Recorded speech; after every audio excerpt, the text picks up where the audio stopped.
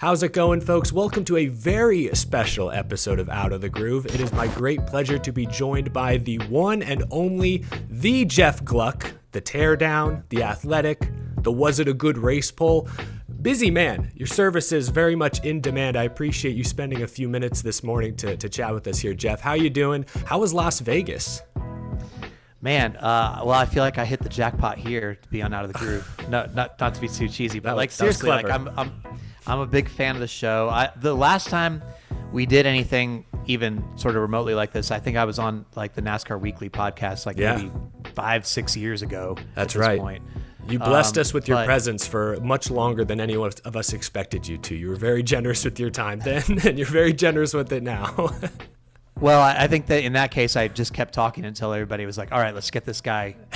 I wouldn't give you guys a chance to get rid of me. But no, it's really cool to be on here, and Vegas was pretty good. I guess I'm in a different mode now, where like I used to think, okay, first real race of the season, here we go, we're gonna get all the answers, and I don't think we get any answers anymore. Like, I don't even know what the answers are to what kind of tests we're looking for, because it all has changed. The playoffs are so different. You think you know one thing, it doesn't stay that way. So I'm just trying to stay more week to week now and not get myself so caught up in everything. But certainly there's some takeaways that we learned, right? So I guess we can talk about that. I want to at least ask you about Josh Berry, because I think one takeaway, going back to Phoenix as well, is that the Wood brothers are competitive. Like, how long will this stretch last remains to be seen. Is this a deep playoff threat? I don't know. We've seen them make a deep playoff run in the past with Ryan Blaney, but that was years ago. That was a whole car generation, almost 2 car generations ago. It's been a minute, but I mean, first and foremost, I do want to ask you about Berry. How impressive was his race this past weekend, getting that win, but really the last 2 weeks, back-to-back top fives? Did you see this coming? Because I certainly did not. No way. No, I definitely didn't. And even though I started by saying, oh, I don't think we can, take a ton away. I mean, definitely in that case, I am taking a ton away, because first of all, I was like, Berry comes in and they give him a full-time Xfinity ride, and it was fine. But he didn't like set the world on fire as like we've seen some of these guys do, where they win like 8-10 races or something like that. So then he gets to Cup, and you're like, yeah, he can run well at places, like short track guy, right? Like we'd expect him to Rodney run well Childers in his corner. You felt like that would boost him up, yeah. But you're like, I don't know, like is he going to be that good? Like did we get a little bit overhyped from Dale Jr. here? Something going on, So for him to go out and win on a mile and a half straight up, essentially. I mean, yeah, a little bit of strategy, but he wasn't the only one trying strategy. It's not like he was running decent all day. You know what I mean? Running well all day. And as you said, Phoenix as well, to get a top 5 there. So I'm definitely like, okay, all right, I got this one wrong. I mean, I didn't pick him for the playoffs, and now I'm like, wow, we sure blew that. So. Yeah. I'm definitely like running with this one a little bit. Yeah, that's how I kind of feel. And what most impressed me, Phoenix and Vegas, was in both races, they suffered setbacks on pit road. Phoenix, they just earned it, worked through the field, grinded. Vegas, a little strategy, sure, but to be able to overcome multiple pit road mistakes to get top 5, get a win, that's something that the big teams do, which we all know the Wood brothers comes out of the Penske shop, but we haven't thought of them as one of the big guys in recent years. So that was extremely impressive. Another B-name driver, that's been the theme this year, that I want to ask you about, Jeff, is Christopher Bell. Had a quiet day at Las Vegas, but was noisy at Phoenix, won 3 straight races to start the year. I know you've covered the Chili Bowl. You've seen more of Christopher Bell racing on dirt than I probably have, at least. Like, it seemed like since this offseason, since Joe Gibbs sort of lifted the dirt ban, we've seen a happier Christopher Bell, and maybe that's led to a more focused, locked-in Christopher Bell on Sundays. This isn't a very scientific method, but can you say there's enough evidence now between Larson a few years ago, Bell now, that running these extra races middle of the week, this extracurricular activity actually sharpens your skill for Sundays? Do you think that's going to lead to a huge year for Christopher Bell?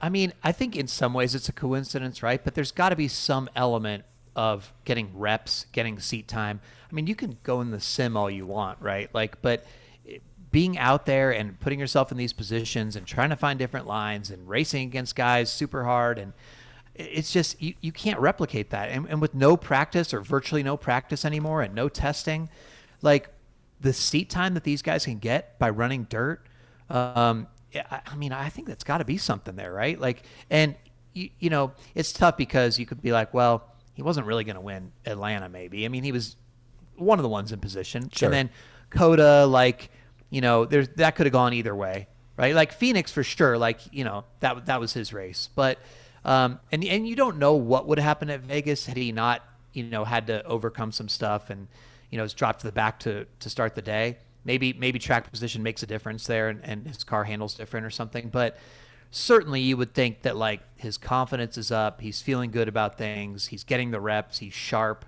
So, I mean, either way, it can't hurt, right? Yeah. Yeah, and I think you've noted this too. Like I've talked about how the past 3 years or so, Bell has been statistically the leader at Joe Gibbs Racing, but now he's become a more outspoken leader. It feels like that confidence has now led to him being more open, more willing to speak up, whether it was at the end of last year, post Martinsville, beginning of this year, especially after Coda. It felt like he was trying to set a new standard in the garage. I mean, what's the word? Is Christopher Bell kind of becoming that industry leader, if you will? NASCAR is leaning on him more, for sure. And he's willing to share his voice more. You know, it's weird because you always sort of felt like he had that in him. Like sometimes he could almost be like the Blunt Larson thing where like some opinions pop out and you're like, whoa, where's that? Because the rest of the time he would be so reserved, and he would be one of those guys where like in interviews you could barely get anything out of him sometimes. It would just be like the most like sort of cliche, boring stuff. And to the point where it's like, is he trying to get us to like just go talk to somebody else? He just doesn't want to talk, you know? Yeah. So I think now like he's really, he'll give you opinions, and behind the scenes, I know he's really sharing some opinions. And NASCAR respects him, and they want him to be one of the leaders and help guide things. So I think you're seeing that for sure. I believe it was on the Holler Talk podcast that Mike Ford slipped out Bell as part of the playoff committee, which for sure I think shows how NASCAR values his opinion as one of the young stars, outspoken leaders. I want to ask you, Jeff, now about Homestead Miami Speedway. That's what this usually is. Wednesday episodes, we talk about the upcoming race. Vegas was fun. West Coast was fun, but now we're headed to South Beach. Last year's finish in the fall race was amazing. First, you had Kyle Larson run down Ryan Blaney, spin out in traffic. Then you had the battle between Blaney and Hamlin. Reddick swoops in, passing 2 cars on the final lap to get the win. A lot of great drivers who've had great success at Homestead in the past. Of that group, there's some heavy hitters. Is there one driver in particular that you're watching closely this weekend at Miami? I mean, I feel like it has to be Larson at some point, right? Like, it's crazy that he only has one Homestead win in his Cup career. Like, how is that possible? Remember the whole narrative, like when the championship was at Homestead, and he was just sort of coming along. It's like, man, if he ever makes the Final Four, the championship's going to be his because he's just like the lock at Homestead. Yeah. And like you said, I mean, he hasn't won there like very often, just that one time. So it feels like he can win every time, and you'd think they're going to put it together one of these days. I mean, Vegas, he's arguably the fastest car, and the circumstances didn't work out. The last 2 Homestead races, he could have won, should have won, maybe. I don't know. So it's like, man, I just don't know how to look at him there because, yeah, he's mistake prone at times, but everybody is because you have to be on the edge to run the wall like that.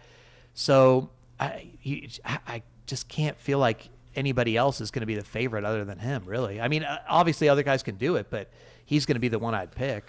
The name I would suggest is Ryan Blaney, only because you mentioned Larson makes mistakes sometimes. The last 2 years, he's made mistakes racing Blaney for the lead, whether it was hitting the sand barrels on pit road, spinning out in the closing laps last year. Ryan Blaney, the numbers don't jump out at anyone the first 5 weeks of the year, but we've seen kind of like what we saw last year, like in the fall race at Martinsville, for example, his ability to work his way through traffic, long run, patient speed. I mean, at Vegas this past weekend, he started last, drove into the top 5, pit road issue, back to last, back into the top 10, gets wrecked or wrecks.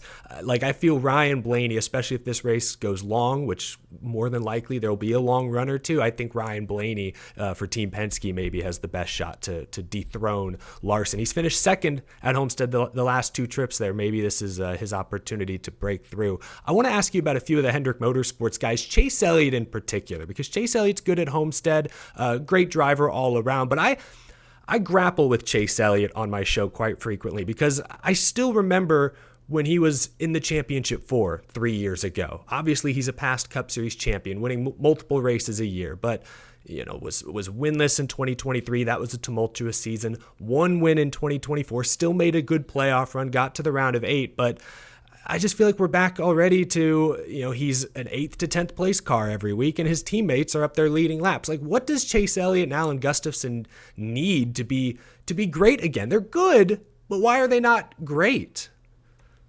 Man, what a question, because like, what the hell's going on with this dude? Like, seriously, how did Chase Elliott become like sort of the 4th Hendrick car? Ooh. And I mean, you could say, well, wait a minute, that's Bowman, but Bowman has 4 top 10s this year. He is one of 2 drivers in the series that have 4 top 10s, him and Byron. So like, Bowman is sort of maximizing what he can get, like on a given week, where you don't feel that way about Chase right now. Like, what is going on with this team? I think it's a very fair question because they come out and win the Clash, and you're like, okay, so here we go. Like, this will be maybe a positive year for them again, and certainly he'll be right in the mix. But when you get to the end of these stages and you're like, oh, okay, yeah, like all 300 cars are, the other 300 cars are up here, and where's Chase? Or it's like, dude, I don't get it at all. You just keep waiting for them to break out, but you could say the same thing as you noted for the last few years. Like, you just kept like, okay, here they come. It's anytime now, and it just sort of never happens. It's so weird. I don't know what to make of it at all. Yeah, I wonder. At first, I was like, maybe it's the next gen car. And then I remember, no, he won 5 races in 2022. Like, I don't think it's the car. I mean, maybe that's hindered his road course superpowers to some degree, took away his advantage there. But overall, yeah, it's surprising. They're not bad. They're good. Was in the round of 8 last year. He's just not, he doesn't really feel like a championship contender, which was the standard for 2, 3, 4 years there. We mentioned Bowman. I'd be remiss if I didn't at least mention William Byron. He's the current points leader. He's a past Homestead winner, someone to watch for. Wanted to slip that in because if we don't mention William Byron and he wins this weekend, the chat will be very upset with us, Jeff. Lastly, I think this is the last topic here. I want to ask you about some dark horse drivers. You wrote an interesting piece in your 5 after Las Vegas about Carson Hocevar and his unique Homestead line that he has apparently discovered in trucks in Cup last year. Finished top 10 his rookie year at Homestead Miami Speedway. What do you think of Carson Hocevar this weekend? Are there any other maybe underdog dark horse type drivers that have your attention? So Hocevar found this line in the Truck Series race that he won. And he told me that he was so happy that he wasn't running the 42 when he was subbing part-time. I think it was like I think it was maybe a Nemechek race or something late in the season and Hocevar had done some, but he didn't run that race. And he was happy because he wanted to save this line for when it was going to count. So he sits on it for 365 days, comes back and finishes top 10 both stages, finishes the top 10 the race. And he said like Reddick was the first one to start copying his line last year. It's an unconventional line. I don't know. I think it's just sort of like a middle line, not either, not on the wall.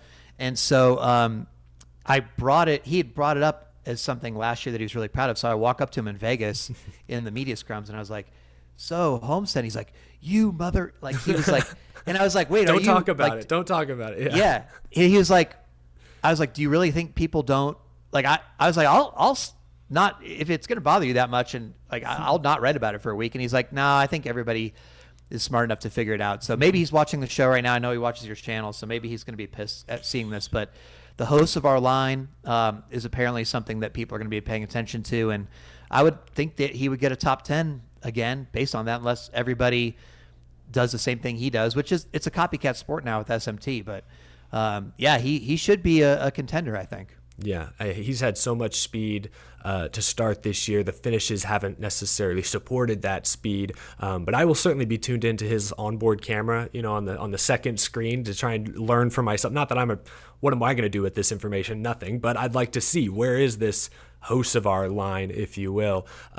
Before I let you go, Jeff, Homestead Miami Speedway was moved up to March this year, moved out of the playoffs, a huge playoff schedule shuffle at the end of this year. But we know the city of Homestead and I think the racetrack are very interested in bidding on championship weekend once again. They would love to host the 2026 Cup Series Championship.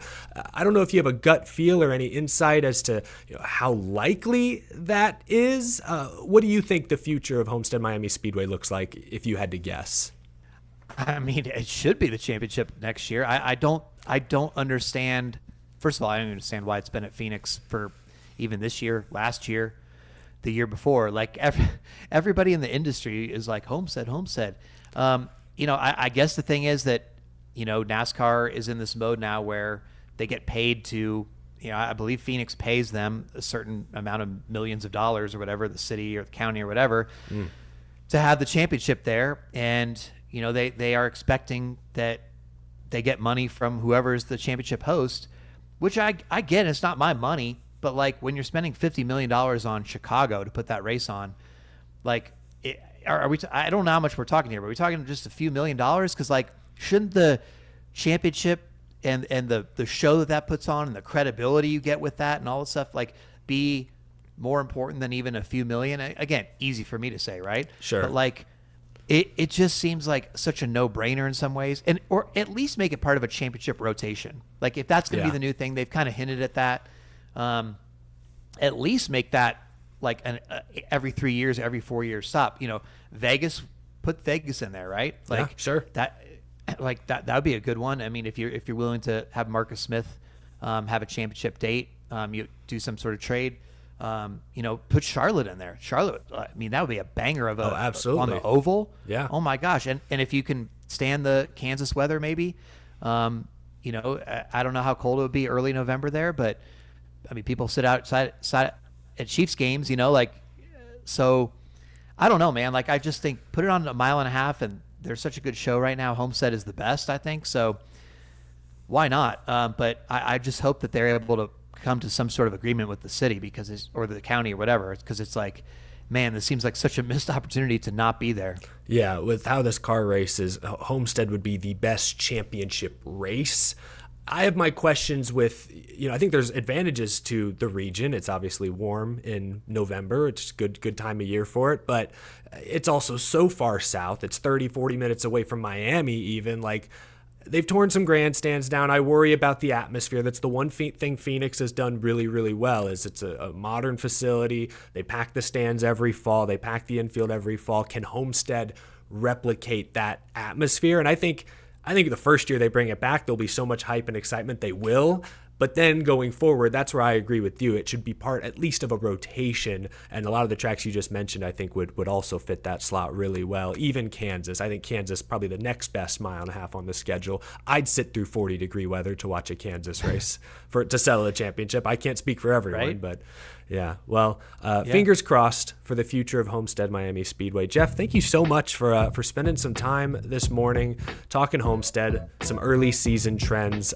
Fans watching at home, Jeff. You can find his work on The Athletic.